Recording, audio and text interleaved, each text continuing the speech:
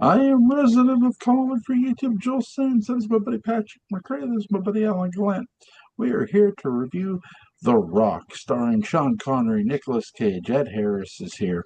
Directed by Michael Bay, screenplay by David Wisberg, Douglas S. Cook, and Mark Rosner. Story by David Wisberg and Douglas S. Cook. Produced by the late Don Simpson, who died before this film was actually released, I believe. Cinematographer John Schwartzman. Let's see, where is it? Release date June 7th, 1996. That's it. Budget 75 million. Box office $335.6 million. Guys, when did you first see this movie, Alan?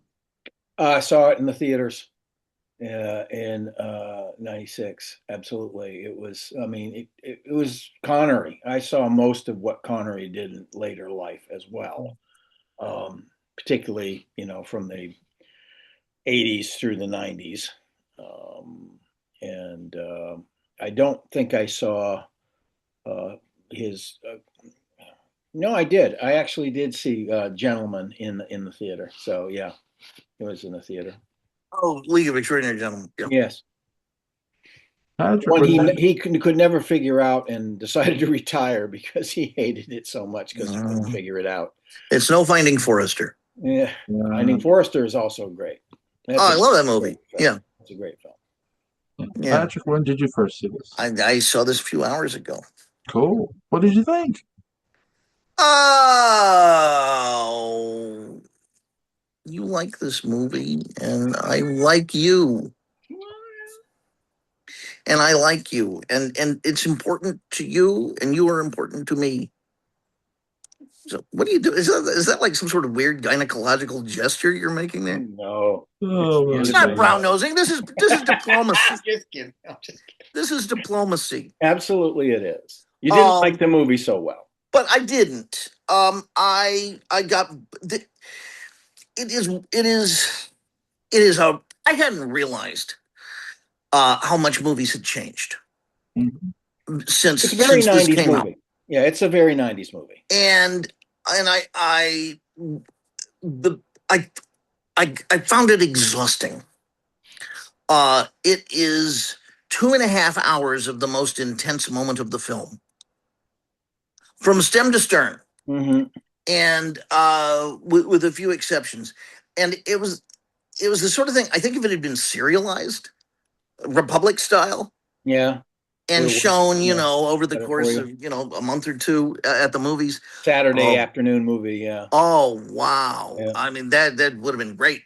I think, even watching it 20 minutes a day, for me as, a 54-year-old man, watching it,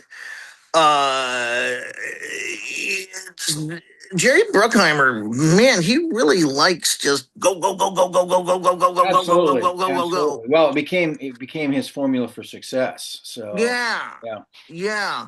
And it's just not a bad movie. It's got lots of things I like in it. But it John gets to say the F-bomb in movies all the time. He says constantly. For the first time since Darby O'Gill and Little People. He dropped an F-bomb on a leprechaun. Constantly in that movie. The filthiest film he ever made. Yeah. But it got to be like living next to a construction site. When you stop hearing the constant, noise and interruptions, and he's kind of used to it. And when every moment is incredibly intense, after a while, especially when you're not like 15, like if I'd been 15 when I saw this, oh my God, the greatest movie. It would have been my version of, King Solomon's Mines with Richard Chamberlain, which is a movie I desperately love. I think it's great. It's wonderful. And for me with this, I liked everything in it. It's just I wish it had some other stuff, more character stuff and things like that Mhm. worked in. Well, I watched it with my father, and we both talked about another movie that we really like, which I think is an interesting movie as a point of comparison, and that's Hunt for Red October, Yeah. which is within 6 or 7 years of this,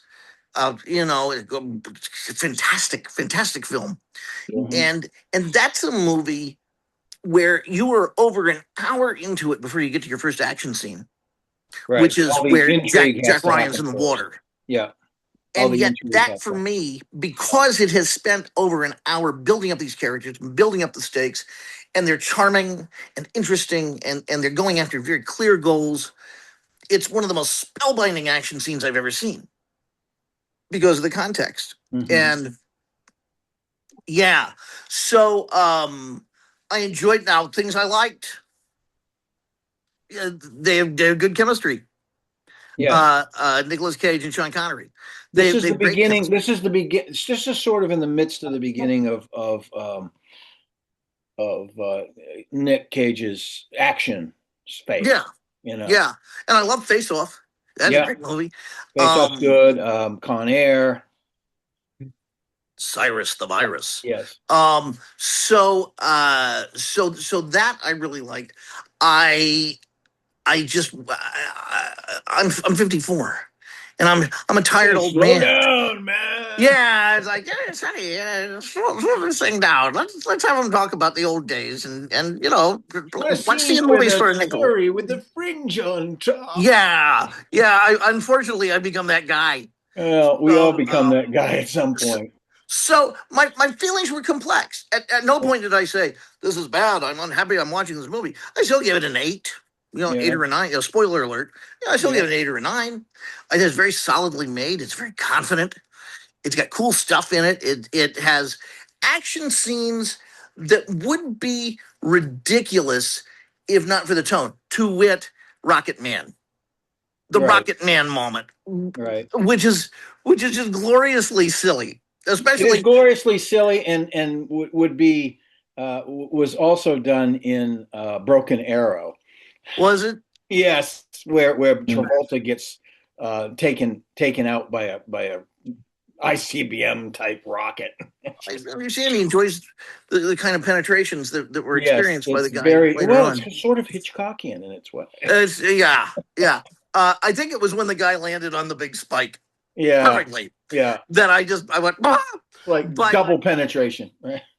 But it was only at that moment, and even that didn't change or derail the movie. And that's my example of a moment that should have been just wacky, Mm-hmm. and instead I rocked it. I mean, it was I was okay with it, uh, and it was a cast that got to do things they don't normally get to do. David Morse does not appear in movies like this. No, yeah. I forget there was another actor. I forget who it was, but I said, "Oh my God, he's in this." Tony The Todd's guy in that this. plays Candyman is in it, Tony Tony Todd, but it was Todd, somebody yeah. else. but he's an intense kind of guy anyway. Yeah, no, there was somebody else who's just an actor's actor, Right. and I can't think of who it was. Was it one of the agents? I don't know. Who are some of the big regular Hollywood people in it? And by that I don't mean their digestion.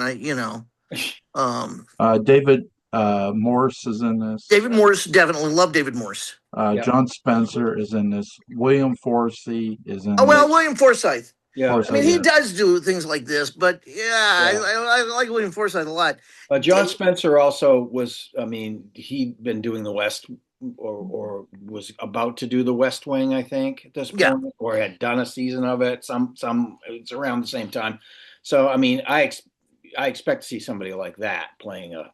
Ed Harris is in this. Let's see. John C. McKinley is in this. Let's see. Gregory. David. Okay. Who? What? No. Gregory Sportleader as Captain Fry. Let's see. Michael Bean. He's in a bunch of Michael action. Bean. Mm-hmm. Yeah. Well, of course, he does movies. I mean, I haven't seen him at the Ibsen Festival lately, but yeah, it's nice to see Michael Bean.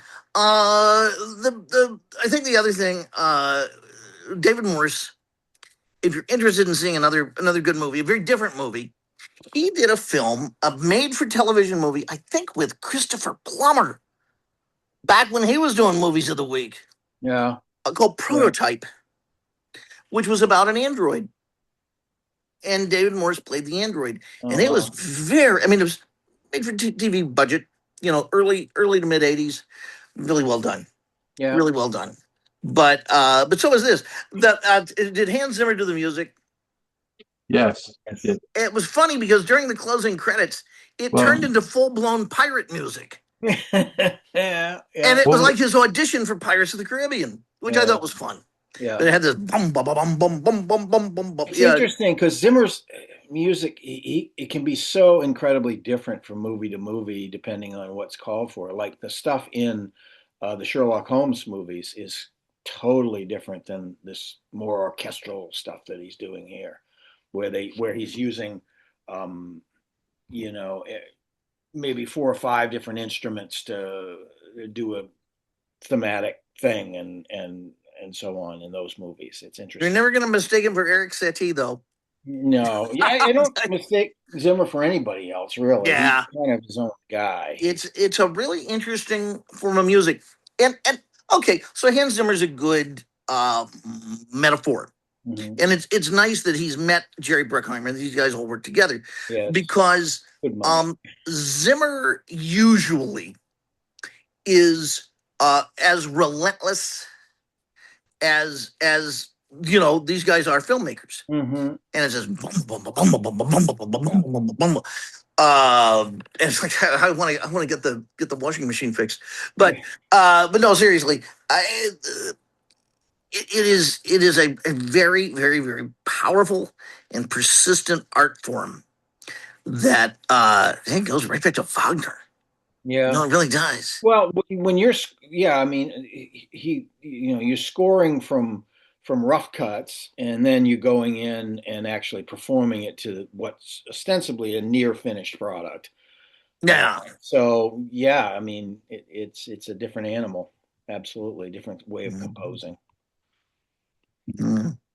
So I liked it, but with some reservations. I can understand. I think it's like you said. If it was younger, it wouldn't be so overstimulating.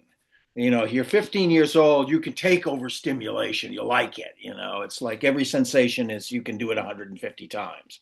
And the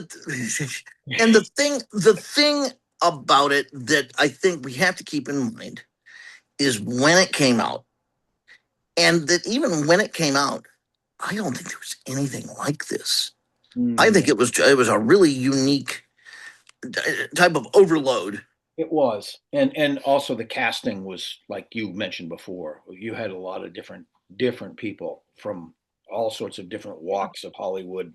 They cast this. I mean, Michael Bay. Michael Bay gets shit on too much. He does, but I think he does. He creates functional melodramas, is what he's, stuff it's melodramatic, but it's not like corny melodramatic. It's although it can be sometimes some of the stuff that he's done with Transformers, because it's throwing humor into it. But yeah, why? It's supposed to be humor in it. But basically, here's 19th century melodrama. Here's riverboat melodrama of the 30s, 40s, and 50s. And Michael Bay's is down here somewhere. It's got all the elements, the overwrought stuff, the hyper dramatic sort of undertones and overtones, but it's all on a level that doesn't interfere with the story and make you go, wow, style, all the time. Well, the thing about Michael Bay I was going to say is that he assembles marvelous casts. Yes. He knows good actors, and he knows actors who have potential to be good in a totally different genre than the one with which we associate them. Yeah. Have you seen Public Enemies? Yeah, it was a long time ago. Yeah. That's got great casting, and the music. Talk about melodrama, bum, bum, bum, all of that sort of thing. But it works. It works. It's an American myth, so you can elevate that for days. Totally. Yeah. Most of The Rock was shot on location in the Alcatraz prison on Alcatraz Island, as it is governed by National Park Service. It was not possible to close Alcatraz, and much of the filming had to accommodate tour parties. The scene in which FBI Director Womack is thrown off the balcony was filmed on location at the Fairmont Hotel in San Francisco. Uh, Filming led to numerous calls to the hotel by people who saw a man dangling Oh, from the yeah. balcony. The closing scene was shot outside the Scared Heart Mission Church. Might want to post announcements on telephone poles and things like that. This Oh is my going God. on. It's like, yeah, 911's getting a bunch of nuisance calls because people think somebody's going to die. I gotta say, I don't mean to be the reality police, but if I'm gonna conduct a theft from a church where I'm gonna have to run like hell, I'm not sure that's the vehicle I would bring. I think I would bring something vaguely more reliable. Uh-huh. I felt like I was gonna hear him say, "Honey, quick, we got to get back to 1933 fast." Yeah. I love the dog though. The dog's great. Yeah. Okay, there were tensions during shooting between Bay and Walt Disney Studios executives who were supervising the production on the commentary track for the Criterion Collection DVD. Bay recalls the time when he was preparing to leave the set for a meeting with the executives when he was approached by Connery in golfing attire. Connery, who also produced the film, asked Bay where he was going. And when Bay explained he had a meeting with the executives, Connery asked if he could accompany him. When Bay arrived in the conference room, the executives were surprised when they saw Connery behind him. According to Bay, Connery stood up for Bay and insisted that he was doing a good job and should be left Great. alone. Connery was always tonic against control freaks. Yeah. It's because he's that Scotsman in him. Yeah. Like bristles at that shit. So great. Yeah. Absolutely. Yeah, really, really cool. I love this movie. I loved it when I was a teenager. I love it now. It's such a cool movie. The chemistry between Cage and Connery, and I always fit like me and Butch have had this discussion way back a while ago, where and I agree with him. I feel this is Connery's last Bond performance, and the reason I can see that. Yeah, I watched it through that lens. Yeah. Yep. He's just a man who's he's fallen off and he's taken another name and everybody calls him by another name because MI6 says you will not treat this guy like a 007 anymore, and you will not reveal who he is, blah blah blah. So they assigned, he was assigned a different name at some point and got in trouble, and now he's out. One of the people talk about like best moments in this movie, and some people point when Connery opens the door and says "Welcome to the Rock." To me, it's when Connery is talking to Harris and later on telling Cage he doesn't have it in him. He's not going to do it. Yeah. He's not going to go through with it. Yeah. Because who better to read another person than Bond? Yes, absolutely. And not only that, but that's one of the things that folly of the generals is one of the reasons that the drama can continue at a peak pace, because he's got a bunch of these lunatics around him that would have never been able to stay in the Marine Corps. They would have been kicked out because they're nuts. It's one thing. There's a level of nuts, and then there's off the charts, and these guys are pretty much off the charts. This has filberts in it. It has Brazil nuts in it. Yes, it does. And walnuts, my favorite of all. No, you're not a walnut guy. You're so bitter. I'm actually a Brazil nut guy. I love Brazil nuts. They're sweet. Pecans. Yeah. Well, I like walnuts too. I do. I like that papery feeling in your mouth after you chewed on too many. To me, they're the bitter, eternally single cousin of the pecan who just has a sweet life. Yeah. It's true. The pecan has a very sweet life down south here. I mean, it's baked into It's some just hanging out with sugariest pies macadamias and ever made. it's hanging out with macadamias and pistachios, Yeah. just making Oh, fun of macadamias. peanuts. I take those every day. Of course, cost like Good. I think we I lost. don't know, but I'll say this: macadamia nuts. Just you take butter and you take sugar and you heat them to Mhm. about the hardball stage. And you add, while it's on the way, you add Kahlua, which it burns off the hooch. And you take some Kahlua, you pour that on a baking sheet over macadamias, Mhm. and you let it harden, and you get Got like a nice little coffee. brittle kind of stuff. You Yeah. get coffee macadamia brittle. Holy Yeah. shit! Back to the movie. Yeah. Back Yeah. to our story. What's some of you guys' favorite scenes, Alan? I really enjoy those final scenes where everything is just peaking, peaking, peaking, peaking, peaking. When I saw it in '96, this was the epitome of this type of movie. There wasn't not very much of this kind of movie happening. Uh, and even though watching it after Bond makes you realize how well crafted Bond ones are in terms of having stuff in between and stuff like that, I still love this movie. I always have. And it's the character work. Connery saw everything he made after I was old enough to go out and pay for my own way. Um, that whole ending thing, which doesn't have a lot to do with Connery, although he pops in and out and shoots guys down to prevent Nick Cage's character from getting whacked, but it's mostly about Nicolas Cage and the virus, and and these crazies that are, and it's really cathartic when he jams the one ball into the guy's mouth. That's just totally cathartic. It's like that guy's been a jerk the entire. Yeah. Patrick? Any ball in the mouth moment. Yeah. I'm gonna be behind. Right. The red ball in the strap. Sure.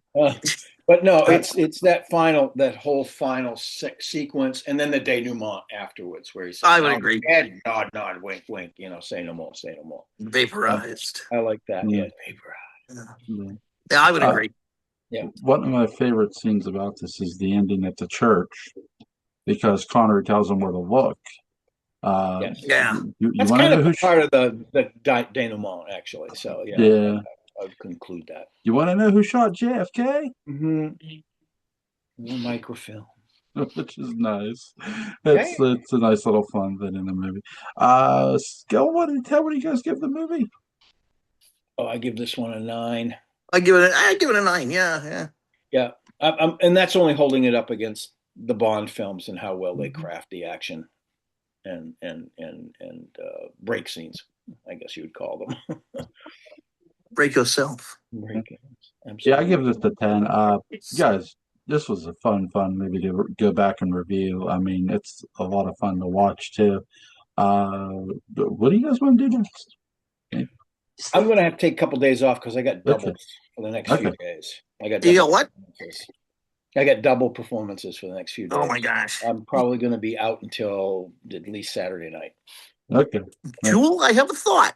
What's up? Can we locate Prototype?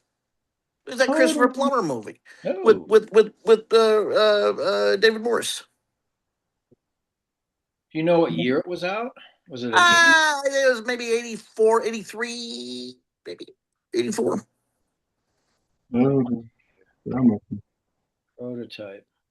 It's just so different from what we've been looking at, but still, it's a good genre movie, and I just want to see if it's any good. Maybe it's a piece of shit. 1983. You were correct. Let's see if I can. Yeah, there it is. Wikipedia trailers and clips. I do not see. Yeah, you're going to have to go look in some. And it's on the archive. Maybe it might be, but it's not mainstreaming. I'm not. Okay, well then, I got a different one. I'll suggest King Solomon's Mines, the '84 King Solomon's Mines, which with Richard Chamberlain and Herbert Lom and John Rice Davies. I forgot about her. And Sharon Stone. Sharon Stone. That was her first kind of big break. Joel, have you seen that? Yes, I have. Are you okay with it? Yeah, it's a good movie. Let's watch it. You guys should do that one. Yeah. Absolutely. I actually recorded that movie when it aired on TCM. I love that. So Did I you actually record saw TCM on a VCR? I have the other one recorded one too, the one from the 50s, I think. Partly Stuart Granger. Yeah. Yeah, well, that's okay. I thought you were going to say Alan Quartermain, The Lost City of Gold, which is No, I've I never can't seen that. believe it was made by the same people. I've never I seen that know. one. Oh, I it's can't bad. believe I can't believe the check's cleared. It's what really Richard bad, Chamberlain and they made said. it They made it at the same time, and it's King Solomon's Mines is a very well constructed Mhm. B movie. So obviously the other one was an afterthought. It's like let's save money. We'll shoot them both at the same time and pretend we know what we're doing, and then we'll slap it together and pretend it's a story.